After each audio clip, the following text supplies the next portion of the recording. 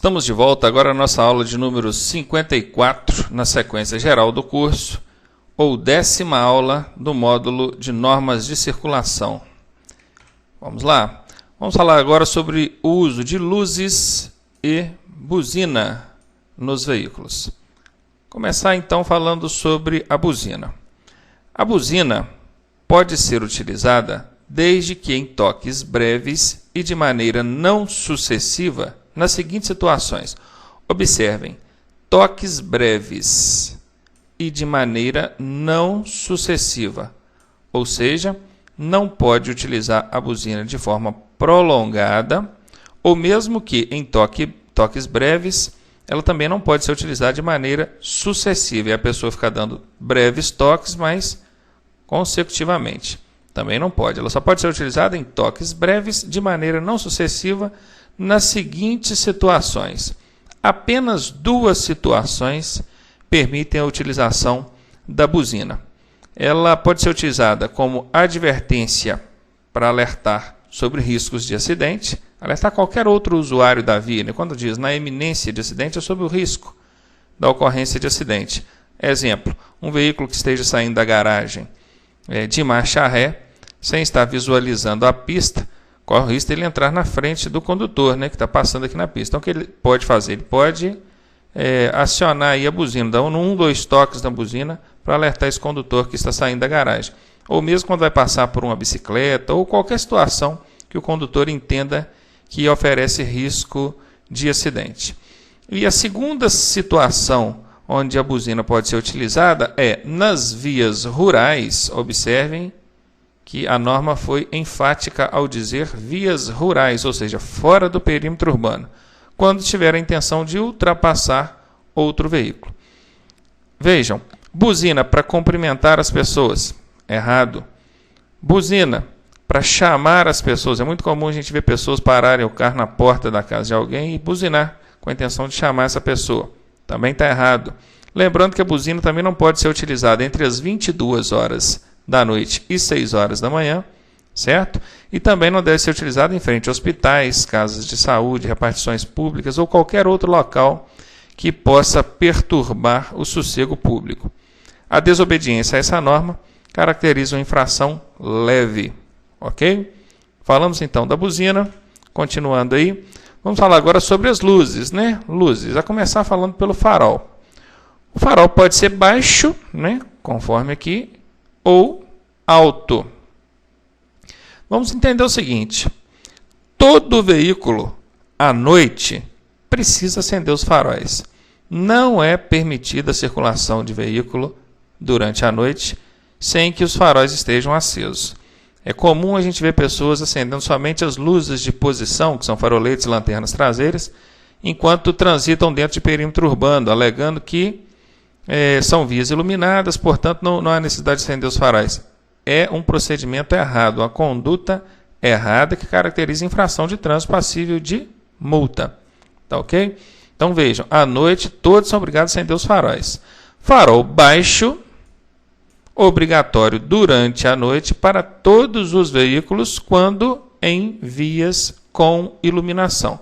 Se você transita à noite numa via provida de iluminação pública, você pode utilizar o farol baixo, ok? Não há necessidade de ligar os faróis altos dentro de perímetro urbano, ou seja, né? Não é nem dentro do perímetro urbano, mas em vias providas de iluminação.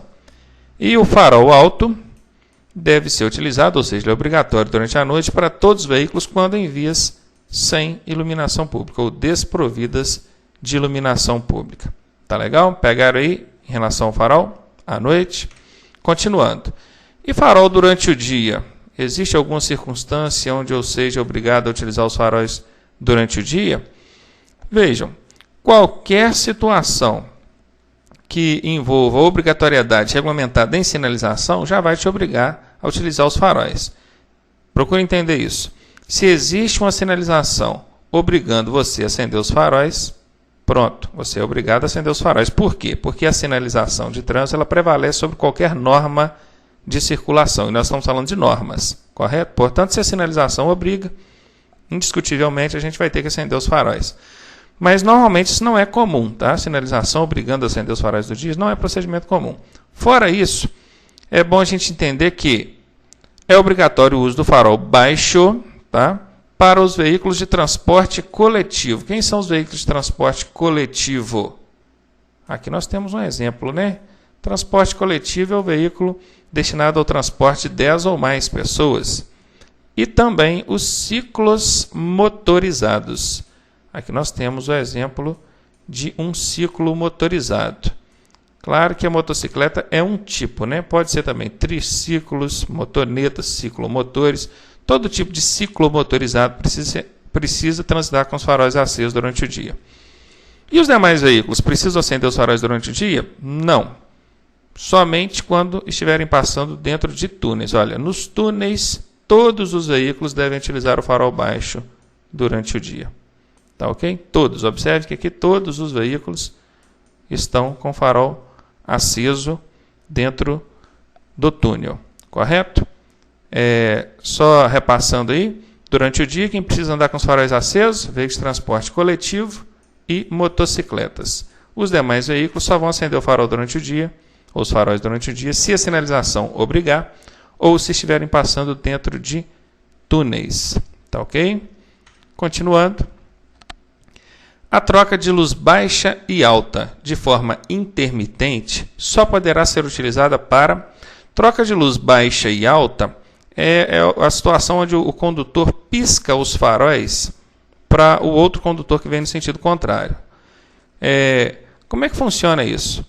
É muito comum a gente ver em rodovias, ou mesmo dentro do perímetro urbano, condutores piscando o farol, fazendo essa troca de luz baixa e alta de forma intermitente, com a finalidade de avisar os demais condutores sobre fiscalização na pista ou na via.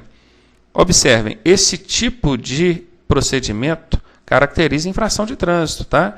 Porque a troca de luz baixa e alta, ou piscar os faróis, né? Vou colocar aqui, ó, troca de luz baixa e alta de forma intermitente, esse aqui, né? É o piscar os faróis.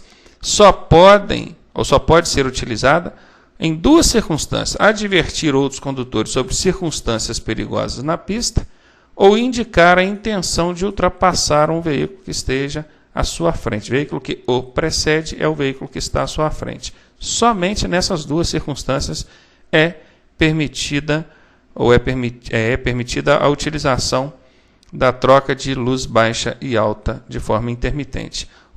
Qualquer outra circunstância, que não seja essas duas, vai enquadrar aqui, ó, no desrespeito a esta norma, caracteriza infração de natureza média, né, resultando aí para o condutor infrator o pagamento de uma multa e serão registrados 4 pontos no prontuário do condutor infrator. Ficou claro isso aí? Então, ótimo. Continuando, falando agora das luzes de posição. O que são luzes de posição? Luzes de posição são aquelas luzes que não servem para clarear a pista. Se você, à noite, acender as luzes de posição, você não vai estar clareando em nada a pista. Para você, vai continuar como se luz nenhuma tivesse acesa. Mas para quem está fora do veículo, ou seja, os demais usuários da via, vão estar vendo essas luzes acesas. São luzinhas fraquinhas que tem na frente e atrás do veículo, né? Aqui no desenho nós até temos o exemplo aqui, ó. Obviamente eu precisei de colocar aqui como se fosse um farol, né? Então a luz mais forte, mas para enfatizar a situação da luz acesa. Mas claro que não são faróis. Aqui está representando somente as luzes de posição, que são faroletes e lanternas traseiras. No veículo azul aqui nós temos, olha, faroletes, né? Aqui na frente, e lanternas traseiras aqui atrás. As lanternas, inclusive, devem ser de cor vermelha, né? No desenho aqui isso não ficou claro, não. E nos veículos de grande porte, as luzes de posição, elas são encontradas, olha só, na parte superior, traseira e dianteira do veículo também costuma ter, tá? E também aqui atrás, ó, né? Como lanternas traseiras. São todas luzes de posição. São luzes que não têm a finalidade de clarear a pista. São luzes que servem apenas para que os outros usuários vejam o seu veículo, vejam o tamanho do seu veículo, o posicionamento do seu veículo. Correto? Em que circunstância eu devo utilizar essas luzes de posição? Está aqui, 3 circunstâncias. Quando dirigir sob chuva forte, cerração ou neblina. À noite, ao embarcar ou desembarcar passageiros. Também à noite, quando estiver realizando operações de carga e descarga.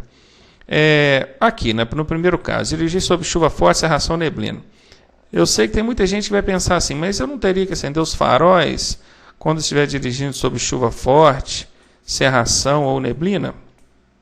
Vejam, nada impede você de acender os faróis, mas a norma te obriga a acender pelo menos as luzes de posição. Portanto, se na sua prova perguntar, ao dirigir sob chuva forte, cerração ou neblina, o condutor deve ou deverá, essa palavra deve ou deverá exprime o sentido de obrigatoriedade, o que nos leva a entender que obrigado ele é a acender as luzes de posição. Se acender os faróis, tudo bem, acendeu porque quis, mas a norma, a regra, obriga a acender as luzes de posição sob circunstâncias de chuva forte, cerração ou neblina. Tá ok? Continuando então. E o pisca-alerta? O pisca-alerta é quando as 4 setas estão piscando simultaneamente, né, ao mesmo tempo. O pisca-alerta deve ser utilizado em que circunstâncias? Quando? Em situações de emergência com o veículo imobilizado, tá? Imobilizado, parado, tá? Ou quando a sinalização da via determinar.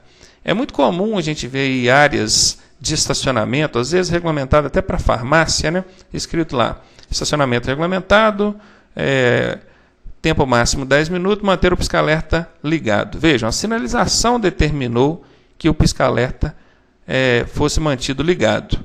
Então, em respeito à sinalização, eu ligo o pisca-alerta. Fora isso, eu vou utilizar o pisca-alerta em situações de emergência com o veículo imobilizado. Gente, é o seguinte, é muito comum a gente ver pessoas, quando dirigindo sob chuva forte, cerração, neblina ou situações parecidas com essa aí, ligarem o pisca-alerta do veículo e prosseguirem em viagem. É um procedimento errado, incorreto, porque o pisca-alerta deve ser utilizado quando o veículo estiver imobilizado. Imobilizado. Não pode utilizar o pisca-alerta com o veículo em movimento, a menos, é claro, que a sinalização determinar, tá? O que eu acredito que seja pouco provável. Por quê? Porque quando você aciona o pisca-alerta e mantém o veículo em movimento, você causa confusão nos demais usuários da via. Porque as luzes que são utilizadas para a sinalização do pisca-alerta são as mesmas luzes que são utilizadas para a indicação de deslocamento lateral, mudança de faixa, mudança de direção, certo? E você então deixa de ter esse recurso a seu favor, que é a indicação através das luzes de setas aí, direcionando ou mostrando a sua direção. Isso causa confusão, é errado, tá? Inclusive, você pode ser multado, você pode tomar aí uma multa de natureza média, tá? Com 4 pontos no seu prontuário, se eu não me engano, conforme previsto no artigo 251 do Código de Trânsito Brasileiro. Tá? Então, entendam isso. Pisca-alerta somente nessas situações aqui, tá? Em situações de emergência com o veículo imobilizado ou quando a sinalização da via determinar. Outro caso muito comum é a gente ver a pessoa, às vezes, tem lá a placa de proibido estacionar. Aí o que ele faz? Ele imobiliza o veículo ali e liga o pisca-alerta para tentar justificar o fato de ele estar imobilizado ali no local onde é proibido estacionar. Ao meu ver, ele vai tomar 2 multas. Uma por ter estacionado em local proibido e outra por utilizar o pisca-alerta de forma indevida. Ok? Então, vamos atentar para isso aí, né? Não vamos errar isso mais. E aqui finaliza então essa parte, fala sobre o uso de luzes do veículo. Eu só quero chamar a atenção sobre mais uma situação aqui. Vou até voltar aqui, onde a gente falou sobre aqui, chuva forte, cerração, neblina. É comum em prova a gente encontrar questões do tipo assim: ao realizar uma viagem, o condutor passa por um trecho sob chuva forte, cerração ou neblina, onde a visibilidade é altamente prejudicada. O que ele deve fazer? Ligar o pisca-alerta e seguir viagem com cuidado? Ele deve parar no acostamento, ligar o pisca-alerta e aguardar que o tempo melhore, vejam, tanto a primeira alternativa que eu dei quanto a segunda são erradas. Ligar pisca-alerta e seguir viagem, errado. Pisca-alerta com carro em movimento, errado. Parar no acostamento para aguardar o tempo melhorar, acostamento é pista, principalmente sob circunstâncias de pouca visibilidade, que é o caso de chuva forte, cerração ou neblina. O risco é altíssimo, isso não é um procedimento correto. Quer aguardar o tempo melhorar? Pode sim, mas fora da pista. Fora da pista. E acostamento é pista. A gente precisa lembrar disso, tá? Então, com isso, a gente finaliza aqui a nossa 10ª aula do módulo de normas de circulação, né? E daqui a pouquinho a gente já volta falando aí da aula de número 55. Um abraço, até daqui a pouco. Tchau.